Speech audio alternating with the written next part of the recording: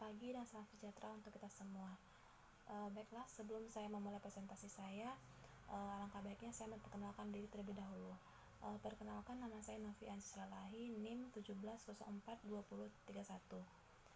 Baiklah, kali ini saya akan mempresentasikan PPT saya, mata kuliah pengembangan organisasi dengan judul pendekatan dasar intervensi, intervensi struktural, dan intervensi kultural dalam pengembangan organisasi. Yang pertama yaitu pengertian intervensi. Pengertian intervensi saya jabarkan dalam 3 pengertian ahli. Yang pertama, menurut Warner Burke menyatakan intervensi sebagai suatu proses kegiatan perbaikan yang terencana dalam proses pengembangan organisasi. Yang kedua, menurut Mukijat menyatakan intervensi sebagai serangkaian kegiatan programatik terencana yang di dalamnya terdapat klien dan konsultan yang mengambil bagian selama berjalannya proses pengembangan organisasi.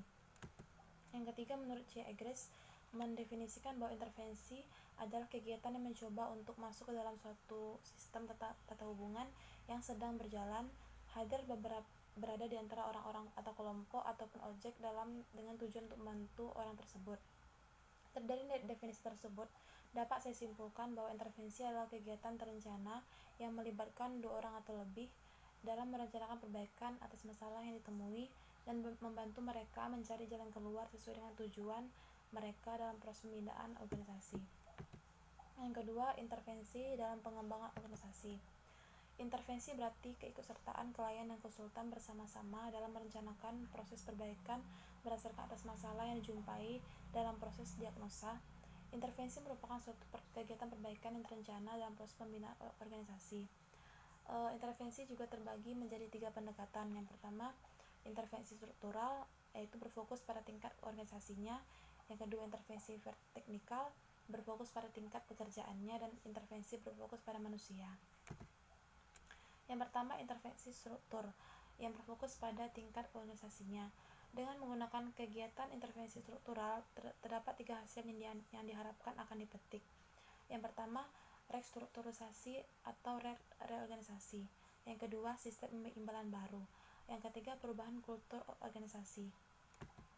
Yang kedua, intervensi teknik yang berfokus pada tingkat pekerjaannya melalui yang pertama, penggabungan tugas agar pelaksana yang tadi terbagi-bagi menyatu di tangan seseorang. Yang kedua, pengembangan pekerjaan secara vertikal.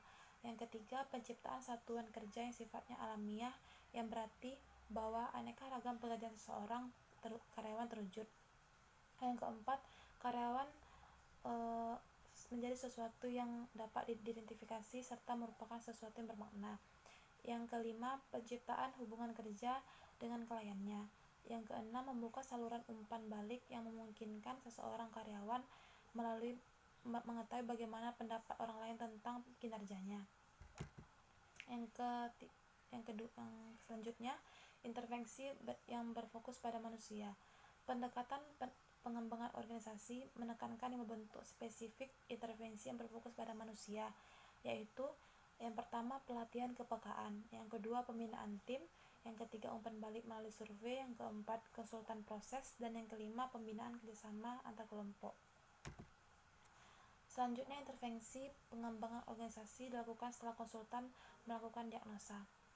Diagnosa merupakan suatu proses menemukan penyebab pokok dari masalah organisasi, sedangkan menurut Sondang Siagian, diagnosa merupakan suatu pendekatan yang sistematis terhadap pemahaman dan uraian kondisi organisasi sekarang. Proses diagnosa meliputi yang pertama, mengumpulkan informasi atau data. Yang kedua, menganalisa informasi. Yang ketiga, membuat kesimpulan untuk melakukan perubahan atau penyempurnaan. Selanjutnya, kriteria suatu intervensi yang efektif.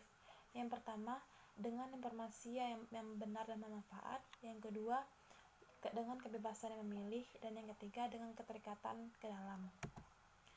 Yang selanjutnya, perencanaan intervensi. Yang pertama, kesiapan klien untuk melakukan perubahan bisa dilihat ketika mengumpulkan data, waktu wawancara, ataupun ketika mengisi daftar pertanyaan dalam kuesioner. Kita bisa menangkap gejala kesiapan ini. Yang kedua, kepastian bahwa perubahan tersebut masih dalam batasan kekuasaan dan kewenangan organisasi. Dan selanjutnya, kesiapan sumber-sumber internal dalam membantu memanage memonitor dan memelihara proses perubahan. Selanjutnya dalam praktek pembinaan organisasi pada tahap perencanaan intervensi tugas konsultan antara lain: yang pertama, menguji kesiapan klien; yang kedua, meyakinkan bahwa perubahan itu tetap bersumber pada kekuasaan organisasi; yang ketiga, membantu mengatur sumber-sumber internal untuk mendukung dan memelihara perubahan. Baiklah, dengan berakhirnya presentasi tadi, maka berakhirlah presentasi saya pada hari ini. Saya ucapkan terima kasih.